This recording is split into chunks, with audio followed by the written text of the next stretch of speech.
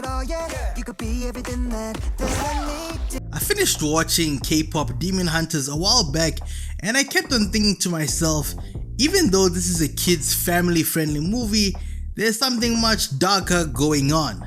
Then it dawned on me, I came to the realization that oh shit, these guys just exposed the entire music industry, and it's all thanks to the Saja Boys. Let me explain. The Big Dipper. Yeah, we all know the Saja Boys look good, and that's just me being absolutely objective about it, right? But they look good for a reason.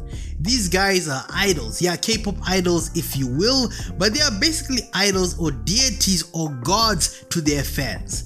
That's the whole gist of them as a whole. People worship them. Okay, listen, when they started singing that song at the very end of the film, just look at the audience. People are entranced with the Saja Boys. This entire scene has a lot of symbolism. You just have to look closely and really analyze the lyrics of the song, but I'll get into that later. Listen, music, as much as you may not want to admit it, it's energy, right? So depending on what type of music you listen to, it can either increase your frequency or lower your frequency. I'm not trying to sound like a spiritual chakra woman from NYC or anything like that, but it's something I think we all can admit to. It doesn't matter if you're spiritual or not. Try and listen to trap music for 30 days from morning to evening and you're gonna feel a little bit more aggressive, right?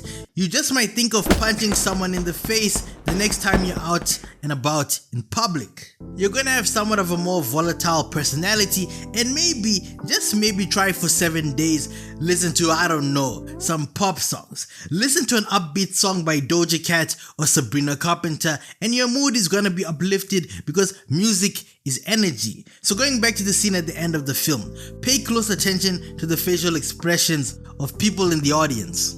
The fans are so parasocial, they're having a blast, right? They're basically absorbing these lyrics, but they don't care about the message of the song. They're just excited, they've got their phones out, they're screaming, "Oh Saja Boys, oh Saja Boys." And the members of the group are enjoying this. They love being on a pedestal, they love entertaining their fan base, right? But it's more than just entertainment. It's almost as though these guys are casting a spell on the audience. The Saja Boys are evil. That's what we've come to learn by the end of the film, and I think this is just one huge allegory for the music industry in itself. The music industry is dark, everybody knows this. Some of the most popular musicians have had their breakthroughs due to them talking about subject matter that's very dark or scary. When you peel back the veil, you realize that this is some very heavy material that's influencing the masses. I'm thinking of, for example, the late rapper XXXTentacion. This dude basically went from being a nobody in the underground scene to signing a multi-million-dollar deal once he got out of prison. He was basically blowing up in prison, and later on, people came to find out that this dude was doing a lot of dark magic. He was studying the occult, he was doing some paganism rituals and things of that nature, all kinds of crazy weird bad shit. And even The Weeknd has an interview where he's talking about how the music industry is just a mess. The consumer, they want you to be sad. Well, they enjoy heartfelt emotional music, but unfortunately, even though they may say that the reason for wanting such is because the music is relatable, it's taking a toll on the person making it. So basically, Abel throughout this interview was talking about how they want dark music and he doesn't like to go to that place because it takes him to a mental state he doesn't want to be in, and I totally get it. Even though these dark frequencies are what makes people like The Weeknd millions of dollars every single year.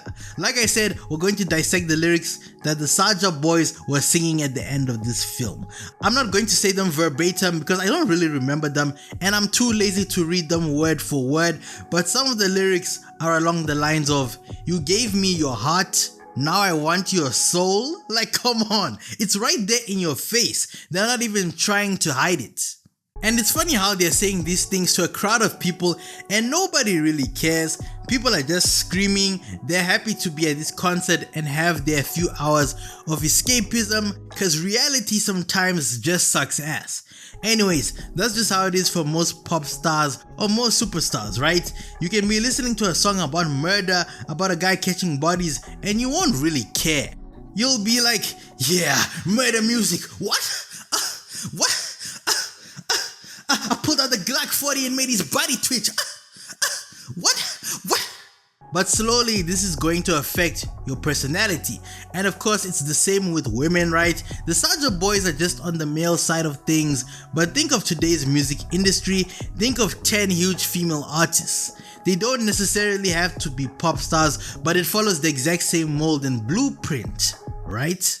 Right now I'm thinking of Ice Spice, Nicki Minaj, Beyonce, and I don't know, let's just throw Rihanna in the mix. All of these people have been accused of having lyrics that are associated with the occult or dark practices. I don't really want to get into that, but I'm sure if you do a little bit of research, you can figure it out for yourself. For example, one of Rihanna's album covers, people are like, why is she throwing up the Eye of Horus? That symbol is associated with things I don't want to delve into because that can be a video on its own. There's layers to this shit. People are trying to make all these conspiracy theories. Beyonce, back in the day, they were saying she's a member of the Illuminati. Her kid's name even means born living under evil. Illuminati's very youngest. Y'all remember that? They took her name and said it's an acronym for such. Plus, Beyonce herself said she has an alter ego called Sasha Fierce that comes alive when she performs on stage. You get the gist of what I'm trying to say. And there's other lyrics that they sing during this scene that just align with everything I'm saying. So I just found this interesting because this is a kids movie. Superstar musicians mirror the Saja Boys, everybody loves them. Even Huntrix themselves, when they meet these guys and see them for the first time in this movie, they're down bad and they're simping because these guys look good. That's just how it is, right? I'm not trying to be a pastor or whatever, but I mean, the devil will never come to you looking like a piece of shit. The most pristine thing your eyes have ever seen sometimes can be in cahoots with nothing but pure evil. Not everything that glitters is gold. Long story short, people call the music industry demonic for a few main reasons. First, they point to the symbols used. You often see things like pyramids, all-seeing eyes, and horn hand gestures in music videos and on albums. These symbols are linked to secret societies and the occult in popular culture, making people suspicious. Second, there's a famous story that artists make a deal with the devil for fame. This old idea suggests an artist trades their soul for success, and some people believe this still happens today. Thirdly, the music itself often talks about dark themes. Many songs have lyrics about demons, magic, or violence. Some artists even admit they study dark magic or feel pressured to make dark music that harms their mental health, as I mentioned earlier with The Weeknd. Finally, the industry itself has a bad reputation. It's seen as a greedy machine that chews up young artists, exploits them for money, and doesn't care about their well-being. This cruel system can feel evil or demonic in its own way. In short, people connect the visual symbols, the dark lyrics, the stories of deals with the devil, and the industry's exploitative nature to form the belief that it has a demonic side. If you still don't believe me, when you're bored, Google a guy called Robert Johnson and the Crossroads. The movie Sinners is partly based on the tale that is Robert Johnson. It gets pretty sinister, pretty sinful, if you will. Hey, if you enjoyed this video, consider watching one of the two on your screen right now. And don't forget, villains tell the best story.